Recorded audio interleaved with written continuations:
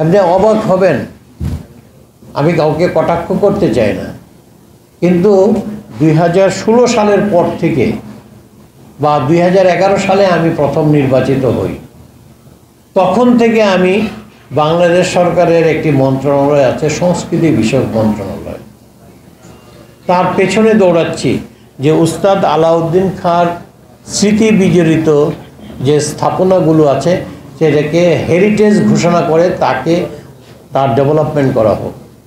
অনেক চেষ্টা তদবিরের পর গত বছর দুয়েক আগে এই যে তার যে ব্রাহ্মণবাড়িয়ার বাড়ি, এবং এটা কিন্তু তার নিজের বাড়ি, তার ব্রাহ্মণবাড়িয়ার বাড়ি এবং শিবপুরের বাড়ি দুটোকেই হেরিটেজের অন্তর্ভুক্ত করে ন্যাশনাল হেরিটেজের অন্তর্ভুক্ত করা হয়েছে।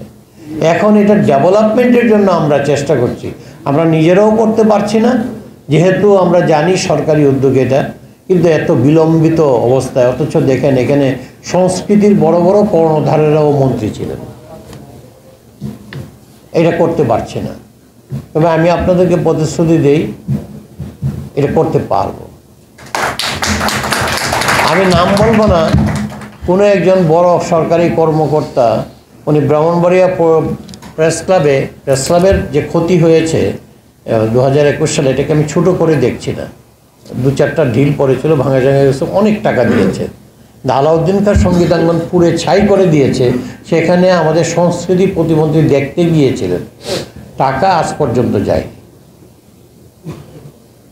ওইটার যে এখন যে পুনর্বাসন হয়েছে এর পুরোটা টাকাই উবাইদুল মুক্তাদির চৌধুরী জোগাড় করে দিতে হয়েছে। এই হলো অবস্থাটা। হাততালি লাগবে না, হাততালি দেন না, দিয়ে আমাকে ছোট করবেন না, আর ওই ঘটনাগুলোকে আর ছোট করে দেখবেন না, এটা দিয়েন না।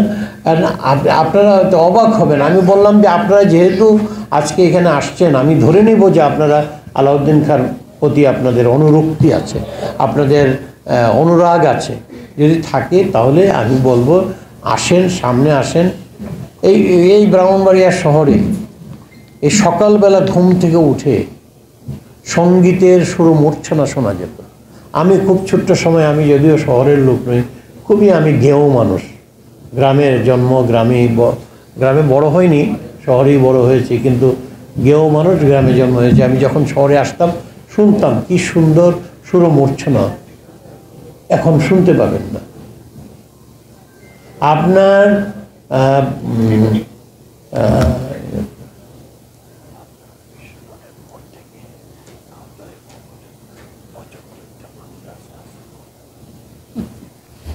বলতে পারবো, বলতে তো পারবো না, 75টা আমি হিসাব করে নিয়েছি নাম্বার, বুঝছেন ভাবি? এই হলো অবস্থাটা। এনিওয়ে, আমি অন্য কথায় যাব না। এই হলো অবস্থাটা। আমি শুধু অনুরোধ করব, আমি আপনাদেরকে এই প্রতিষ্ঠান সহ আলাউদ্দিন খাঁ স্মৃতি ফাউন্ডেশন, না আপনাদের কোনো টাকা পয়সা লাগবে না, শুধু আপনারা বলেন যে আপনারা এটার সাথে আছেন, আপনারা আসেন, ব্রাহ্মণবাড়িয়াতে আসেন, তার যে বাড়িটাকে আমরা সুরক্ষার ব্যবস্থা করেছি সেই বাড়িটাকে যাতে আরও সুন্দরভাবে গড়ে তুলতে পারি, আসেন। এবং আজকে আপনারা দাবি করা উচিত, আজকের সভা থেকে একটা দাবি উচ্চারিত হোক যে আলাউদ্দিন খাঁর যে স্মৃতি বিজড়িত যে সঙ্গীতাঙ্গন আছে এবং তার যে জন্মভূমি আছে, এই দুইটি জায়গাকে সাংস্কৃতিক উত্তরাধিকার আপনার ন্যাশনাল হেরিটেজ হিসেবে এইটাকে ঘোষণা করা হয়েছে। এখন এইটাকে গড়ে তোলার জন্য রক্ষণাবেক্ষণ থেকে আরম্ভ করে নির্মাণ করে আছে।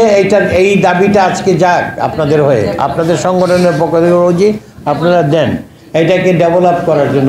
এটা যদি হয়, আমরা আমাদের ডিজাইন সব করা আছে, কিন্তু অনেক টাকার বিষয়, যেটা আমি ব্যক্তিগতভাবে এই টাকা জোগাড় করে দেওয়া সম্ভব নয়, এটা সরকারিভাবে করতে হবে। সরকারের কাছে আমি এই সংগঠনের পক্ষ থেকে আপনাদের সাথে যে দাবি থাকে, আপনাদের দাবির সাথে আমিও একমত হব যে এইটা দ্রুত যাতে রক্ষার ব্যবস্থা করা হয় এবং নতুনভাবে গড়ে তোলার এটাকে ডেভেলপ করে একটা একটা রিসার্চ সেন্টার এবং একটা সঙ্গীতের প্রশিক্ষণ কেন্দ্র এটা একটা তো একটা আছে ছোট একটা আমরা স্কুলের মতো করি, কিন্তু এটাকে একটা পূর্ণাঙ্গ একটা শিক্ষা প্রতিষ্ঠান হিসেবে সঙ্গীত সঙ্গীত কলেজ, ওইটা সঙ্গীত প্রতিষ্ঠান হিসেবে গড়ে তোলা হোক।